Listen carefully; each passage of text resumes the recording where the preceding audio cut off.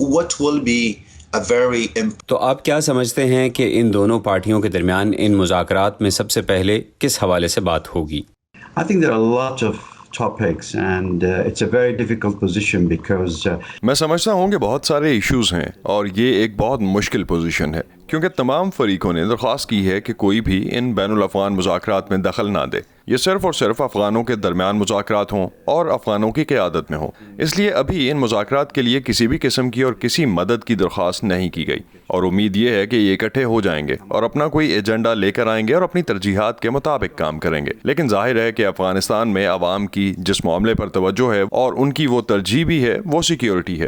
مجھے لگتا ہے کہ لوگوں نے اس جنگ بندی کا بہت شدت سے اور بہت زیادہ انتظار کیا ہے کیونکہ اس وقت اس بات کی اشد ضرورت ہے کہ سول سوسائٹی اور عوام کو بھی اس بحث میں شامل کیا جائے جس سے افغانستان کا مستقبل طے ہوگا اور سڑکوں اور گلیوں میں عدم تحفظ کے پیش نظر یہ بہت مشکل مرحلہ ہوگا. لہٰذا مجھے شبہ ہے کہ جنگ بندی ہی سب سے اہم چیز ہوگی جس پر توجہ دی جائے گی. افغانستان کی حکومت نے تمام وعدے خصوصاً قیدیوں کی رہائی کے وعدے کو پورا کیا ہے. کیا آپ سمجھتے ہیں کہ مذاکرات کی پہلی نشست میں طالبان کے ساتھ مکمل جنگ بندی پر اتفاق رائے ہو جائے گا؟ I don't know. میں نہیں جانتا. میرا خیال ہے کہ طالبان کی طرف افغان حکومت کی جو ذمہ داری تھی وہ انہوں نے پوری کر دی ہے. جیسا کہ آپ جانتے ہیں کہ ایک طویل عرصے سے طالبان کی پوزیشن کیا ہے. وہ افغان حکومت کو تسلیم نہیں کرتے اور اس پر کٹ پتلی حکومت ہونے کا الزام عائد کر کے اس کے ساتھ مذاکرات کی میز پر بیٹھنے سے انکار کرتے رہے ہیں. لہٰذا طالبان کی پوزیشن کچھ سال پہلے کی نسبت بہت تبدیل ہوئی ہے. اس کا کچھ حد تک تعلق تو اس معاہدے سے بھی ہے جو انہوں نے امریکیوں کے ساتھ کیا ہے. افغان حکومت ہر روز کہہ رہی ہے کہ طالبان کی طرف سے شہروں پر حملے بڑھ رہے ہیں. آپ کے خیال میں یہ خلاف ورزی کیوں ہو رہی ہے؟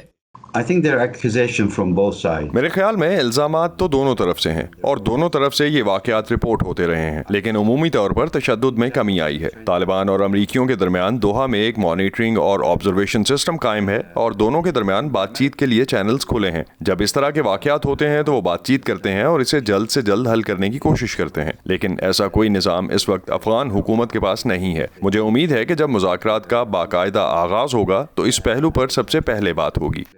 افغان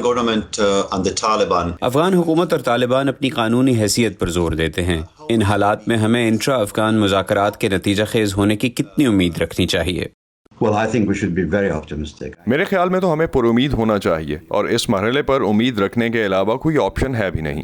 افغانستان نے اس جنگ کی بہت زیادہ قیمت ادا کی ہے اور سچ پوچھیں تو تمام فریقوں کے پاس اس وقت کوئی وجہ بھی نہیں ہے کہ وہ ملک میں تشدد برقرار رکھیں. سوویت یونین کے قبضے کو ختم ہوئے ایک عرصہ گزر چکا. دہشت گردی کے خلاف جنگ اب سمیٹی جا رہی ہے. امریکیوں نے بھی دستبرداری پر اتفاق کیا ہے. لہٰذا آپ کو جنگ کو یا کسی بھی قسم کے تشدد کو جاری رکھنے کے لیے بہت ہی مضبوط دلیل کی ضرورت ہے. لہٰذا ہم پر امید ہیں اور مجھے لگتا ہے کہ باقی سب کو بھی ہونا چاہیے.